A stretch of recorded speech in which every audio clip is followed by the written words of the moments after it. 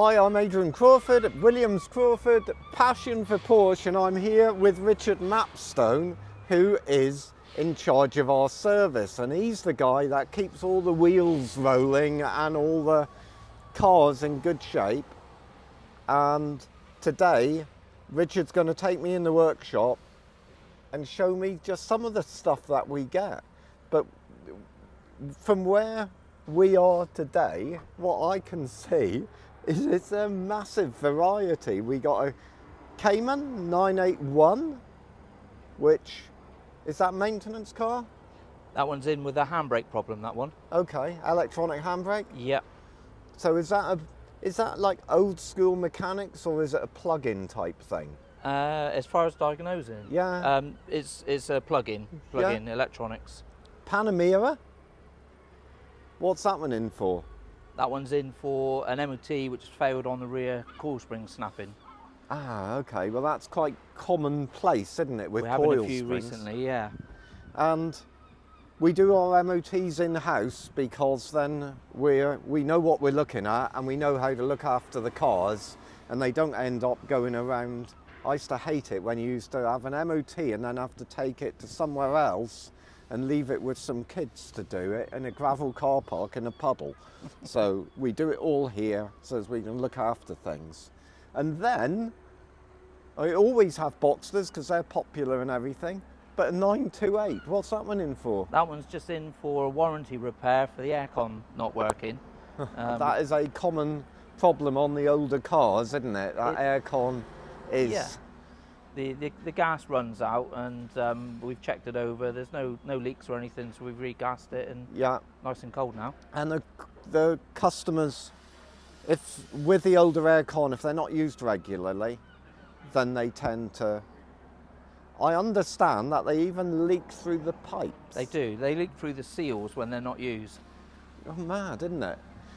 Right, so in here today, what we do in here? Car's come in for an MOT, failed on its rear brakes due to their condition, which we can have a look at in a second. Yeah. And some side lights on the front, which were just some bulbs, so nothing too bad. And who's got the pleasure of doing this one? Sean's got the luxury of working on this one. He's just round doing the other side of the brakes at the moment. How far has he got? Is he fast or not? Of course. Yeah. All the guys are fast and thorough. Okay, so you're nearly there with that. This side, yeah. Right. And what you fit in there on it, what make? So it's got Paget brakes on it. Yeah. Which we fit to a lot of our cars. We've had good feedback from the customers. And this is the originals. Yes. So we got Harry behind the camera. Now Harry is 18, daft as a brush. So this is your worn disc. Very often worse on the back where the air didn't get into them, so you can see all the corrosion. The next thing that happens is the surface comes clean off. Now a brake, to be most efficient, I wouldn't have known this, but to be most efficient needs to be perfectly smooth. Yeah, and when they're rough, corroded or ridged, they're not more grippy, they actually don't work so well. No, and they cause a judder as well, which this would have been quite bad. Yeah, so you'll feel that through the pedal or through the car. That's the outside that you'd see. The inside you can't see, but look at the state of this. But that you can feel. So when you fit them, it's new pads, no point putting an old pad, no point putting a new pad on an old disc or an old pad on a new disc. And then in the back is where the handbrake works, with like shoes or something, isn't it? Yeah. And are they okay on this car? No, shoes are okay. Fantastic. It's automatic, so handbrake I never gets used. Ah, okay. Pretty seized up inside. Right, so that is horrid. We're slowing Stuart up here. Sean up. And so I'm going for a performance pad. I'm going for EBC yellows. But this is perfectly good for the road, isn't it? Yeah. Yeah. Yeah, like I say, we fit them regular, so we don't have any problems with them. Fantastic, thank you. And the caliper has to come off to do it. Yes, yeah. Okay, what else have we got going on here? This one's come in because it's had a water leak and it's actually had a failure of the alarm module on it, the rear end module as well. So it's been in new module. New module's been fitted, programmed. Where's the alarm module? Underneath the passenger seat. So underneath if the they carpet. leak water, I sort of know this from experience, if they leak water from doors or hood or whatever, the module gets wet, Generally, if it's left, yeah. and then it's disaster time. It is. This gent, unfortunately, what happened was the module failed. It's tried to operate the roof while the roof was closed, which has then damaged part of the roof hinges on the back. So if your car's damp inside or steams up easily, you might not feel it on the carpet because the water lies underneath the carpet. But if it steams up or looks wet inside when you leave it for a bit, deal with it. It's something that Richard can organise to clean out the drains and things like that. But you can see this one's been left outside by the look of it. And so we've sort of done a partial fix to it, haven't we? We have, yeah. Quite an expensive job by the time you do a module, reprogram. It can be. I mean, this one we've had to resync the roof up as well, so it's been a little bit longer, but Because the arms are operating that's it, differently. yeah, because when they broke, when the roof tried to operate, then it's all gone out of sync. Mark loves these, doesn't he? He does, yeah. Mark is our roof man. Right, what about up here? What's going on here? Luke's carrying out a routine service on this one, also Yeah. replacing the spark plugs. Looks like all new discs, or is that right? That's prior to it coming in. We haven't done those, so Yeah. but it's also customers asked us to do a bore score check on it as well, just to Okay. make sure that there's no signs of problems So you'll be, inside the engine. so you've got to take the spark plugs out to Yeah. do, and you put a little, We've got a bore score camera that goes in, and then we can take images of it, just to give us so you got a sight through the inside. spark plug hole. That's it, yeah. And the spark plugs from underneath? Yes. Okay. Easy job? It's a couple of hours work just to gain access to and replace. Right, okay. And how often are we replacing spark plugs? You know, what's your recommendation on something of this age? Generally, with our cars, they're coming in more on age and mileage, so they're usually advised around 4 years. Yeah. Every 4 years. Yeah, that sounds like, because, I mean, we got spark plugs here, haven't we? Yes. And these are a bit different from what I used to put in my moped when I was 16. And a bit dearer, I think. How much are these now, do you know? I think they're about £15, £16 each, something like that, roughly. I for a think we plug. used to charge £2.79. But 4 prongs on them. Do you know what you're looking at, Harry? No. You don't know what? Okay, well that's going to make the spark to ignite the fuel. Yep. Yeah, and hopefully send you down the road. But if it fails or misfires, which is irregularly firing, Yep. A, there may be a performance difference. B, the extra unburnt fuel will eventually ruin the cats. And so, like 4 years is plenty long enough to leave that, because, I mean, you've got a beautiful car, you've got an expensive car, it's an investment, and, you know, there's no way around this. It's not a job that is like easy for an owner to do. No. And No, you need a ramp, really, you to be able need- to gain access to it. and you won't know that this is a problem. It's not going to give you a message beforehand. So 4 years. The other small thing that we found is, how many hours is it to do this ish? About an hour and a half. Okay, so an hour and a half, 2 hours labour. It's not uncommon to find cars with full service history that say the plugs are being done and they haven't been done. Because in places where mechanics are on a bonus for being speedy, you can imagine that if they're not as sharp as Richard, a mechanic could easily skip it and be an hour or two up on their bonus. So we don't do the bonus thing. We tell them to do a good job, and that's the end of it. And that's what we're particularly proud of, really. So simple thing. One other little thing to point out. Have a look at this, Harry.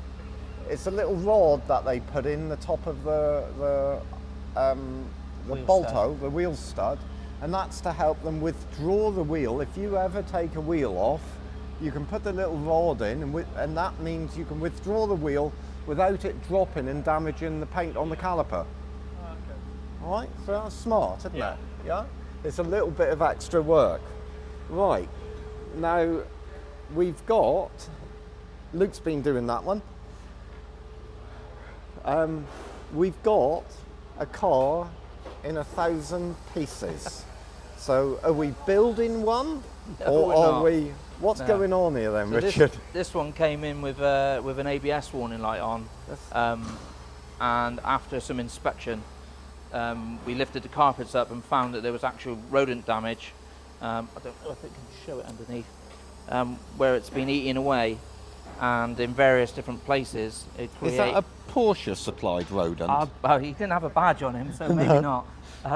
Yeah, unfortunately, then what it's done is once it started to live in there, it's ended up eating away at the customer's wiring. They like the wiring. They do, yeah. So we got Jack doing it, who although he's tall, and you'd think was really awkward, is really good at detail stuff. He loves detail stuff. Where did you find your damage? Where didn't I find the damage? Oh, okay.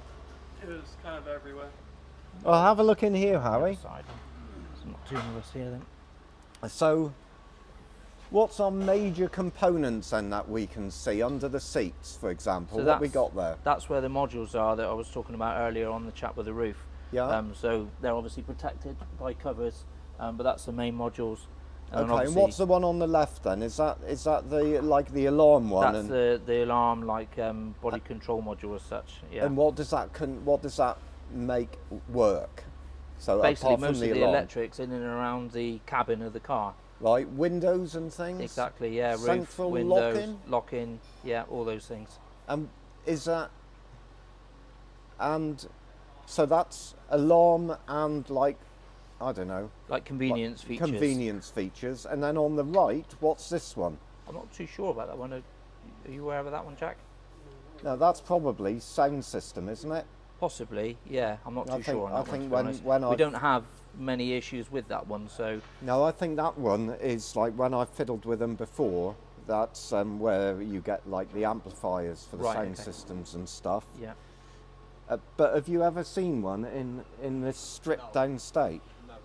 But where have you found? So most of the areas that Jack found them are in the rear seat wells, because there's Oh a my lot of Lord. area underneath the carpet, and then they've been eaten into this harness here But look at and, it. and across. There was a couple wires down here that were chewed through. There was several over there that were chewed through. There was a couple down there that were chewed through, and there was one in behind the roll protection that was It's chewed through. massive job to find that.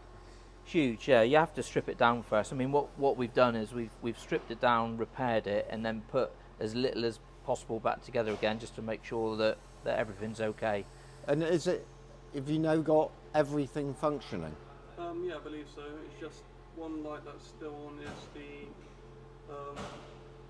PSM, Yeah. which is the stability management. Yeah. And that's just the steering angle sensor that needs recalibrating, which is probably disturbed Okay. when one of the wires would. So you're confident you're up and running.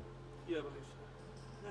If this went to Porsche, an official Porsche centre, I reckon you'd be thinking about writing the car off. It would be a whole interior loom for sure. Yeah. For a main dealer to do something like this, to be able to sort of put any form of warranty on it, they 100% would be saying that they'd want to put a whole loom in it. And then that would be dash out as well? Dash out, it Because- would be, most of the looms are made to order, so there would probably be a month's and months worth of waiting around as well for them to turn up. Wow. Sure, one of the wires on the rear that was going through connects into the engine loom as well, so it tends to be that as well. It's a massive job, isn't it? Yeah, huge. When I went to the museum in Stuttgart years ago, they had one of these cut in half, you know, like longitudinally. Yeah. And behind the dash, it's a bit like a fishing story, I might exaggerate, but I reckon that the loom was this big. Yeah. Would that be about Yeah, right? yeah, that would be about right, yeah. But you didn't have any damage up in under there? Can't see anything from there, no. So mainly, most of the activity was down here. How would a customer know that they've got rodent ingress? The smell, Yeah. the smell in this particular one was pretty strong. So that would have been a big Because sign. they're all going to the toilet in there. Exactly, yeah. Ah, Keeping food. There's a whole hoard of food in behind there. what's that? Load of dry dog biscuits. But to be honest, What's sometimes that? they don't understand. You can't really tell that they're in there until they've you know done the job and bitten through All what they you want to hear bite is through. non-mechanical squeak. I've seen it on old ones with older cars with rodent damage in the trunk area. That's the only place where they haven't gotten to. Right, okay, and under the fuse box and stuff like that, and it's really difficult to sort out. I had a 993 turbo like it, and you know the problem.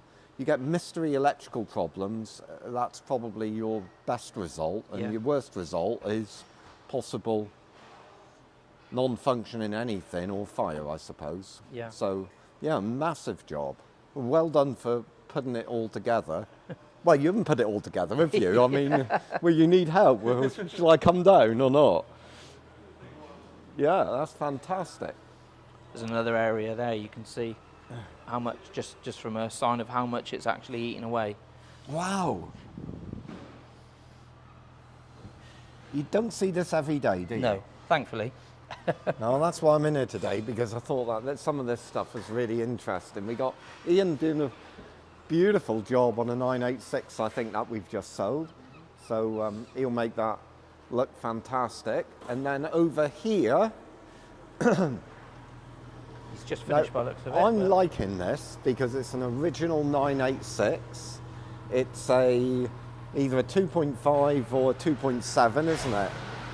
And we see lots of these, and they're beautiful cars, and they're well worth keeping Definitely. in good shape. What's Definitely. going on with this one? This one's been recovered in with a coolant leak. Yep. And after investigation, we found that the front radiators are leaking, as Yep. you can see here. Yeah. So this one's been leaking down the bottom. Right. Generally, what they do is they fail from the core on the side, and then unfortunately, just start to leak and eventually cause the coolant light to come Well, on. you can see that they're beginning Where it's to bowed. to Yeah. bow. So you've got, for the education of Harry, how many of these have you I believe got? there's 3, Right. Okay. 2 on the side and 1 in the centre. Yeah, the centre ones, I think, it depends on the engine size. Yeah. So, and then there's another place that they'll also suffer when you're looking at them, Yeah, it's and that's tricky a to crossover probably pipe, tricky and to you show can, you. and you'll see in there you might get there's 2 pipes that move the radiators acrossways, and they'll start to leak as well. But the first sign of it is usually your nose, that you can smell the coolant. Yeah. Yeah, before you get a puddle or you get Yeah. a full-on leak, you tend to smell it. You know, like that glycol, that sweet Usually smell. like a sweet smell. Yeah. Yeah. Okay, so that's a commonplace job. Definitely. Yeah. All right, lovely. Well, you've got a nice bit of stuff going Yeah. on. Yeah. Bit of a range. And what's nice is that all the boys appear to be working nicely. So, Always. okay. Well, that's great, Richard. Lovely. Thank you very much. No problem. All right.